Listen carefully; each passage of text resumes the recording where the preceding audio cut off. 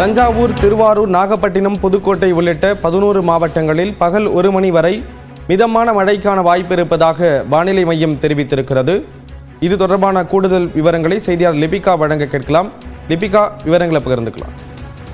ஸ்ரீராம், தமிழகத்தில் அடுத்த 3 மணி நேரத்திற்கு 11 மாவட்டங்களுக்கு மழைக்கான வாய்ப்பு இருப்பதாக சென்னை வானிலை ஆய்வு மையம் தகவல் தெரிவித்திருக்கின்றது.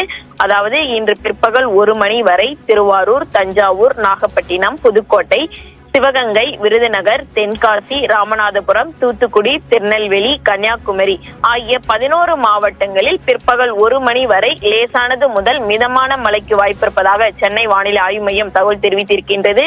குறிப்பாக கடந்த 24 மணி நேரத்தை பொறுத்தவரை அதிகபட்சமாக திருநெல்வேலி மாவட்டம் ஊத்து பகுதியில் 14 சென்டிமீட்டர் மழை பதிவாகியிருக்கின்றது. அதற்கு அடுத்தபடியாக திருநெல்வேலி மாவட்டம் நாலுமுக்கு பகுதியில் 13 சென்டிமீட்டரும், திருநெல்வேலி காக்காட்சி பகுதியில் 12 சென்டிமீட்டர் மழை பதிவாகியிருக்கின்றது. குறிப்பாக திருநெல்வேலி மாஞ்சோலையை பொறுத்தவரை 10 சென்டிமீட்டர் மழை மிக கனமழையாக பதிவாகியிருக்கின்றது திருநெல்வேலி மாவட்டத்தை பொறுத்தவரை.